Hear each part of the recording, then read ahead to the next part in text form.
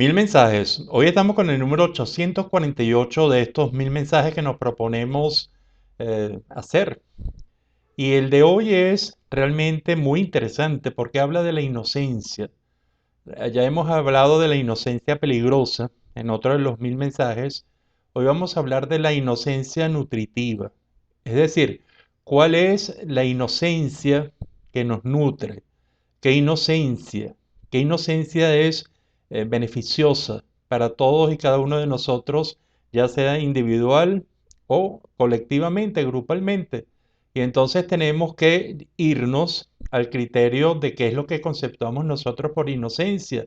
La inocencia es el desconocimiento de algo y también puede ser interpretado como la no culpa y se traduce finalmente como la no culpa, la inocencia, la no culpa por no tener los conocimientos necesarios.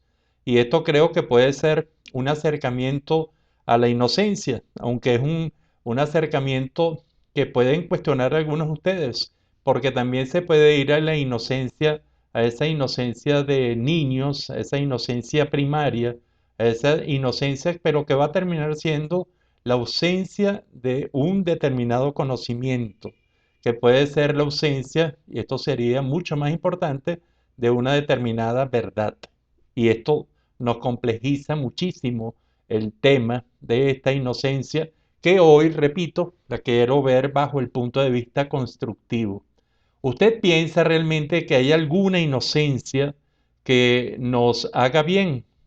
La inocencia de los niños, por ejemplo, ir a esa inocencia en la que realmente, y esta es la palabra con que la mayor parte de nosotros decimos el beneficio de esa inocencia infantil, que es la inocencia porque no hay malicia.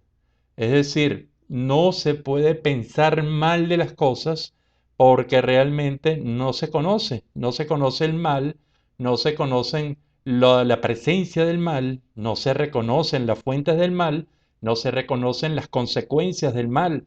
Y esta es una inocencia que va a ser muy, pero muy interesante porque esta es la inocencia que generalmente se asocia, y esta reflexión es muy interesante, cuando la inocencia se asocia a pureza y sobre todo a pureza de alma para hablar de esa inocencia que tienen gran parte de los niños y que esa inocencia realmente los hace muy fuertes, pero también los debilita y los vuelve vulnerables otras veces, sobre todo cuando sí hay otras personas, inclusive otros niños, que sí, por diferentes circunstancias, sí tienen esa malicia y entonces se da un poder de información del que tiene esa malicia, del que tiene la mala intención, del que tiene una agenda oculta frente a una personalidad, en este caso sería un niño, que tiene esa inocencia primaria, esa inocencia de desconocimiento,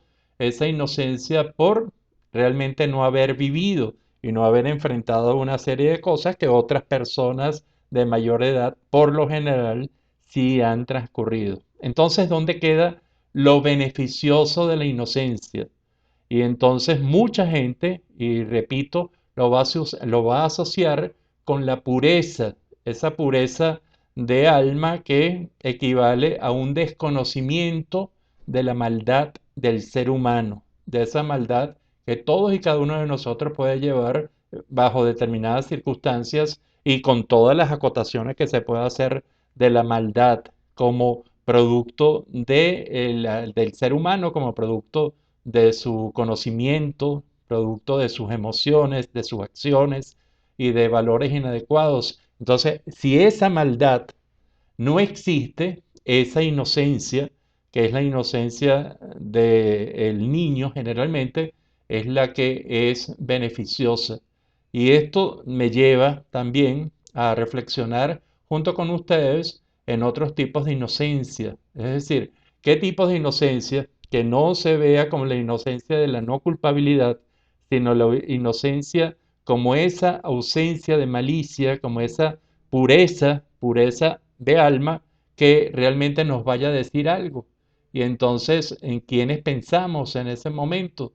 pensamos en personas muy puras, pensamos en personas sin malicia, pensamos en personas que han mantenido a lo largo de su vida toda esa inocencia primaria, esa inocencia que, vuelvo a repetir, se ve como esa pureza de alma. Este es un número muy interesante para reflexionar porque, al igual que pido en cada uno de los números que usted reflexione sobre el tema, hoy les pido que ustedes reflexionen en qué momento su inocencia, la inocencia de cada uno de ustedes en situaciones probablemente muy duras, probablemente muy dramáticas, les ha servido. Esa inocencia, ese no saber, esa carencia sobre todo de malicia, esa carencia realmente de ese aspecto negativo, de ese aspecto manipulatorio, de ese aspecto tan asociado al ejercicio del poder y que lleva unas connotaciones para mucha gente muy negativas y para todos muy negativas si los efectos son destructivos sobre otros seres humanos, sobre la naturaleza, sobre la cultura. Entonces, creo que es muy interesante que usted piense y que se responde esta pregunta, si puede responderse, hasta qué punto usted es inocente. ¿Se considera una persona que ha mantenido eso como un producto de su infancia? ¿Es una persona que, sin ser tonta, es ingenua? ¿Es una persona que ha tenido cosas y ha tenido consecuencias, en este caso positivas, con su ingenuidad, con su no malicia, con su no mal pensar sobre las diferentes características de otras personas, otros grupos, de otras situaciones? Esta es una pregunta interesante para el tema de una buena reflexión. Y más allá, ¿qué parte de inocencias bajo este concepto le gustaría que mantuvieran las personas que ama? Esas personas, en especial hijos, nietos, ¿qué inocencia les gustaría resguardarle? ¿Qué nivel de pureza les gustaría resguardarle en su vida?